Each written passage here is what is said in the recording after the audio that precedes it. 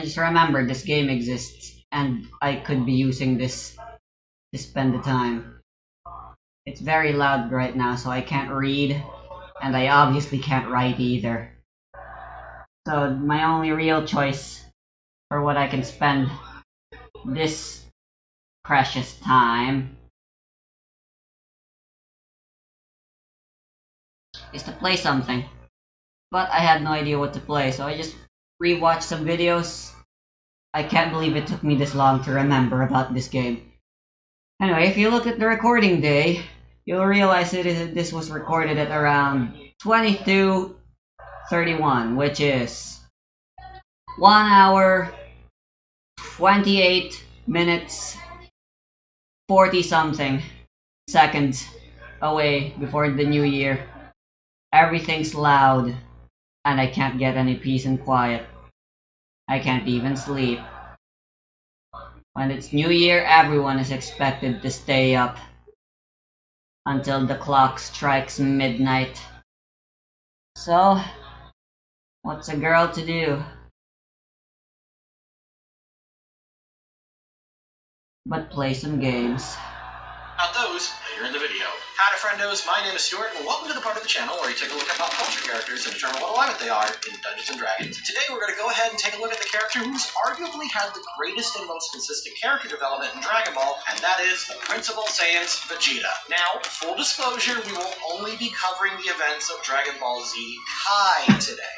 And I know that's going to disappoint some people, but this just comes down to time. 120 episodes of an anime is the largest series I've done so far, and I'm already very familiar with Dragon Ball. I also couldn't get a hold of any good quality video files of Dragon Ball Super, and I'm not super interested in watching GT again, but we will make a deal. If this video reaches 100,000 views, or something around there, I would go ahead and do that. Now, I know I've made promises before, and I feel very bad about what I said in the Zuko video, but that was a mistake and a commitment I wasn't ready for. Anyway, let's not beat around the Super Saiyan bush. To those who do not know, Dragon Ball is one of my favorite anime of all time. Probably my top 3, if I'm being honest. And if you've been on my channel for a while, you know I am kind of a Broly stan. And I've already done videos on how to incorporate Dragon Ball into your D&D campaign, so this is a natural fit.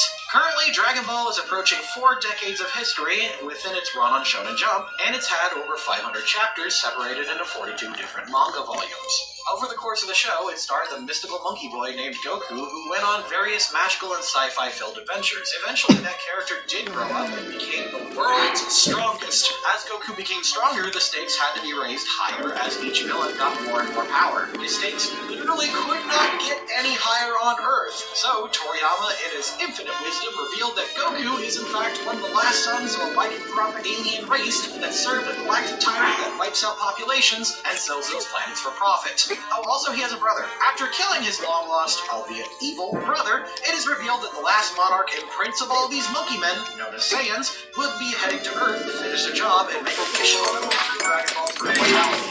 That prince's name is Vegeta. Vegeta is the alien prince of a world that was destroyed by his boss, the galactic tyrant Frieza. This bicolored menace wiped out the Saiyan world out of fear of the legend that existed since prehistoric times. This legend told of a warrior that could defeat any challenger, and the name of this legend was the Super Saiyan. Throughout the show's history, Vegeta has been obsessed with his own power and status, and his arrogant personality consistently makes him a crowd favorite. Including probably my favorite, if I'm being honest. Except for Frieza. That could be an easy promise. Tell you what, 50,000 views, 5,000 likes, I'll do Frieza. Shoot, where was I?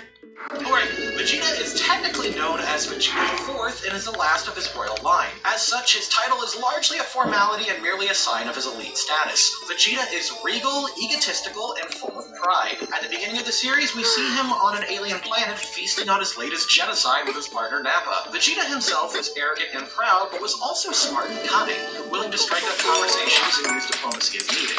With that, and combining with the fact that he was operating within the hierarchy of his organization, you would think that he would be lawful evil. But I don't really think this is accurate. At the beginning of the series, Vegeta's first action was to abandon his post on a planet and seek out his own mission. I think in this regard, Vegeta starts the series at neutral evil, but we will skew him slightly to be on the lawful side, just to be fair. And if you know anything about this series, you guys know that Vegeta will not stick there. Vegeta is one of those characters that is portrayed almost perfectly throughout their own series, and just has the most satisfying and interesting character development. And all right. All that out of the way, let's go. I am a Super Saiyan! You can burn in hell! They said they could grant any wish, right? I'd say that's worth investigating. Vegeta and Nappa go to Earth to wish for immortality. They abandon a mission to do so. Chaotic neutral. Before we start with the sightseeing, how about we say hello to the locals? This is actually hard to say. Vegeta lets Nappa say hello to civilians. Nappa, being Nappa, blows up the town. Vegeta reprimands him and reminds him that they want to sell a planet later. So this is lawful evil. We still have 6 of those Cybermen left, don't we? During the Saiyan Saga, Vegeta was mostly keeping Nappa on a leash. He was actually a bit of a nuisance to their plan because Nappa was a wild and impatient and kept testing boundaries. Vegeta stopped their fight for a while on a whim just to give the heroes a bit of hope and then resume their conquest. Eventually, Nappa failed Vegeta, and when he was asked for help, it sealed his fate. Lawful evil for the first bit, and chaotic evil. Now let me show you a wall you will never have the ability to scale through effort alone! Vegeta then challenges Goku to a one-on-one and uses tactics to demoralize and cruelly kill and torture the Earthlings. Transforming and drawing out the fight was purely just a method of boosting his own ego and playing with his victims. He leaves the planet promising to kill all the Earthlings as well. Also, because I would be absolutely crucified if I didn't like Vegeta versus Goku and Vegeta versus everyone else is just a hat-to-win fight. Chaotic evil twice. Are you trying to tell me that Frieza's headed from Planet Namek? And third, after being healed, Vegeta learns that Frieza, his boss, and the alien that blew up his planet, headed to Namek in order to wish for immortality. Vegeta flies off in a rage to intercept. Chaotic neutral. Vegeta executes Queen not only to test himself, but to flex all over his former rival. Chaotic evil. What kind of guarantee do I have you're not going to take me on as soon as I told you, huh? I guarantee that I will end you if you do not talk! Vegeta attacks Dodoria as an opportunity to get rid of a potential enemy. During this time, he tortures Dodoria and stabs her in the back despite them making a deal about parting ways after Dodoria drops the info about the Saiyan homeworld. Chaotic evil. You are not worthy to possess our Dragon Ball. Then you die. Vegeta lands an ability to advance the Dragon Ball. Naturally, they refuse. And naturally, Vegeta responds. Chaotic evil. Yo! It's been quite a while, hasn't it, pretty boy? Vegeta ambushes Zarbon. This does not work in Chaotic evil. Hey, genius, way to look inside the ship before running off on a wild goose chase! Vegeta murders a pool and then steals the Dragon Balls from Frieza. Admittedly, he only kills a pool as a tactic and not as a means to express sadism, but still Chaotic evil. Vegeta and Zarbon have a rematch for the Dragon Ball Krillin got from the Namekian Elder. Chaotic evil, but I mostly do it because Vegeta utilizes Pocket Sand like a dick. Chaotic evil. If I hand this over, do I have your word that you'll leave us alone? Well, I suppose as long as I get what I'm after, there's no sense in wasting any more time. Vegeta takes the one-star ball from Krillin and keeps his word that he won't harm them in exchange. Lawful neutral. I'm only hitting you because I have pent-up aggression about your father. Chaotic evil. I can deal with you. Give back the Dragon Ball, and I promise I won't lay a finger on you or your friends. Krillin, Gohan, and Vegeta team up to fight the Ginyu Force. Lawful neutral. Wait, what? This song was real? Question. These fancy new scouters of yours, they aren't equipped to track Dragon Balls, are they? What if they're not? When Vegeta teams up with the Earthlings, he did try to outsmart the Ginyu Force by breaking the Dragon Balls or tossing them away. This technically Chaotic neutral, but he does agree to team up with Gohan and Krillin after that fails. Chaotic neutral for the first, and lawful neutral for the second.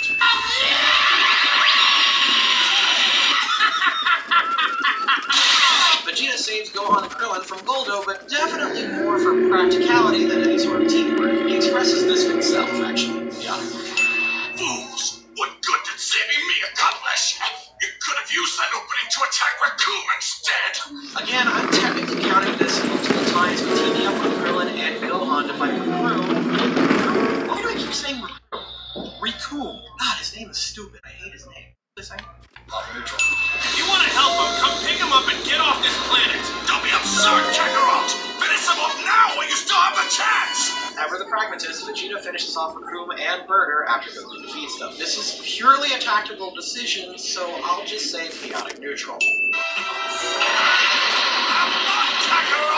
Vegeta immediately runs off and leaves Goku to fight Captain Ginyu and Jay so he can go invade Frieza's ship. Chaotic neutral. He does jump in later to help when the opportunity arises. Chaotic neutral. Leave him alone. He can't hurt anyone anymore. Very well. At Goku's urging, he does spare Captain Ginyu though. So, chaotic neutral. Follow me. Vegeta treats Goku's wounds. It's thanks to the quest here that when he returns. Also, I'm pretty sure Dark Army Resurrection did get the thingy back.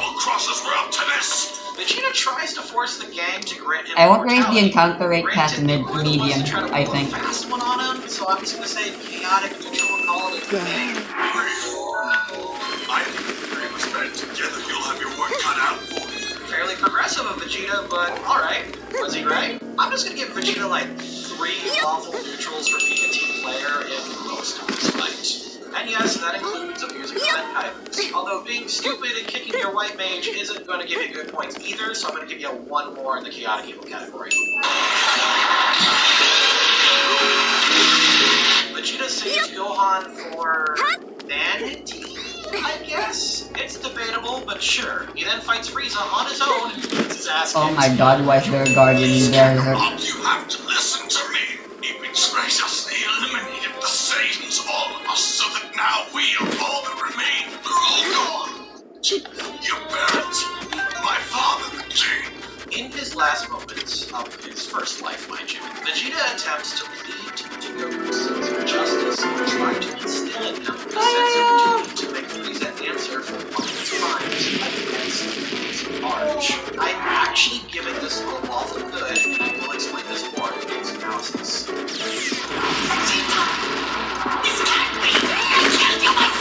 Sorry you didn't. I don't know why I find this so funny. Vegeta gets wished back to life, sees a powered-up Frieza and a Super Saiyan Goku, characters who are probably thousands of times stronger than him, and then he immediately tries to shoot one of them. Alright, also he confesses to killing a village full of Namekians, and I think he was just doing it because he thought it was funny, so I'm just gonna say chaotic neutral for all this stuff. He also then steals Bulma's dad's ship in order to train to fight Goku when he gets back. Chaotic neutral. No, I will not be seen wearing this pink monstrosity! I forgot about this. Vegeta gets back to Earth and is hit with the gay panic because of pink, I guess. Despite the fact that Bulma is picking on him, he doesn't really respond, so neutral. Listen up, nobody is allowed to fly! We are going in on foot so we can keep our power levels in. Mecha Frieza lands on Earth and Vegeta joins the rest of the Z Warriors to try to stop him. Since Trunks steps in and chops the hell out of Frieza and then drops all the exposition to the next saga, let's just give him a big old neutral for all of this. I'll bet Shenron knows where he is. After that, we just show up on his doorstep and make him stop. If any of you so much as even think of doing that, you will pay dearly for it! Although everyone wants to stop the androids, Vegeta is the one that really pushes allowing Jiro to complete them because he wants a challenge. He forces Dr. Breeze to build a training chamber too, not neutral. So you two got married? That's great, Yamcha. It's not mine. Vegeta raw on Bulma and then pulls off, leaving her as a single mom. If this was anyone but Bulma, I'd say this is pretty evil, but since Bulma can kind of take care of herself and she isn't bothered by it, this is more chaotic neutral. Vegeta protects Goku and destroys the androids to test himself. Also, he saves Goku so that Vegeta can fight him later. I thought this was supposed to be a level a Saiyan could only reach when he was totally pure of heart, like Goku! Believe me, my heart is exceptionally pure, evil to the core. Oh my god. Is there any language where that line isn't cringy as hell? Also, like, this doesn't make you evil, Vegeta. It's not yes. Once we did fight, weren't the right ones, were Anyway, Vegeta learns about his son and the real androids from the future from Trunks, and pursues him. He then attacks them as they come to life, pretty much solely for the challenge. Also, he punches Trunks for pushing the Goku button. He shouldn't have done that. Chaotic neutral, and the chaotic. What if I told you there's a room at Kami's Lookout that'll let you do a year's worth of training in a day? Vegeta agrees to train in the Supersonic Lion Chamber for right here to take out Cell. I'll finish.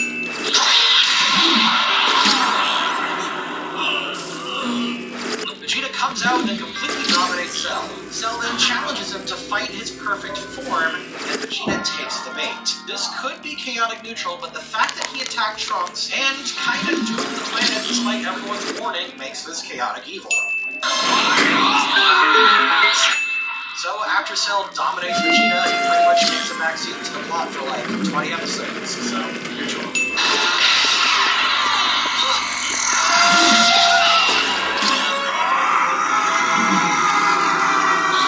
After the death of Trunks, Vegeta flies into a parental rage at Cell to avenge him. He even apologizes when he realizes how much he was.